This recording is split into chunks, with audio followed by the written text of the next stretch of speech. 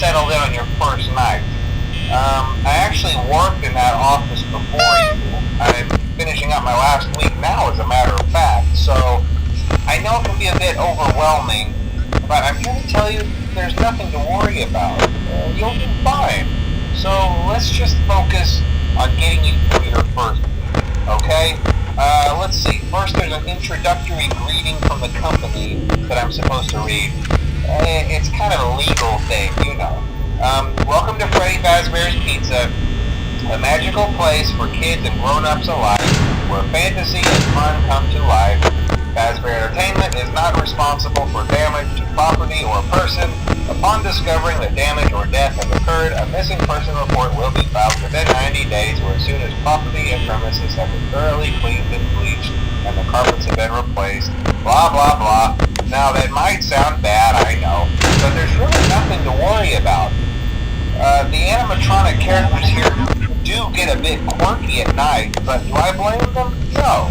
If I were forced to sing those same stupid songs for 20 years and I never got a bath, I'd probably be a bit irritable at night too. So remember, these characters hold a special place in the hearts of children and we need to show them a little respect, right? Okay. So just be aware, the characters do tend to wander a bit. They're left in some kind of free roaming mode at night. Something about their servos locking up if they get turned off for too long. They used to be allowed to walk around during the day too, but then there was the bite of 87. Yeah. It's amazing that the human body can live without the frontal lobe, you know?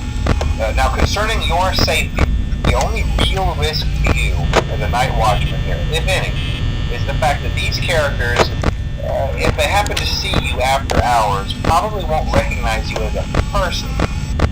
They'll most likely see you as a metal endoskeleton without its costume on. Now, since that's against the rules here at Freddy Fazbear's Pizza, they'll probably try to forcefully stuff you inside a Freddy Fazbear suit. Now, that wouldn't be so bad if the suits themselves weren't filled with cross beams, wires, and animatronic devices, especially around the facial area. So you can imagine how having your head forcefully pressed inside one of those could cause a bit of discomfort and death. The only parts of you that would likely see the light of day again would be your eyeballs and teeth that pop out the front of the mask. Yeah, they don't tell you these things when you sign up. But hey, first station of the breeze. I'll chat with you tomorrow. Check those cameras and remember to close the doors only if absolutely necessary. Gotta conserve power. Alright, good night.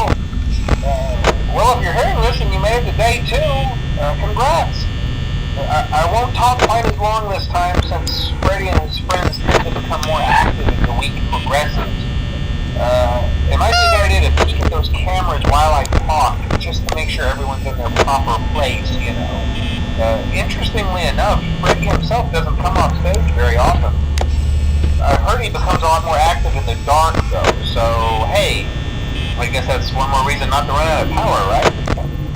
I also want to emphasize the importance of using your door lights. There are blind spots in your camera view, and those blind spots happen to be right outside your doors.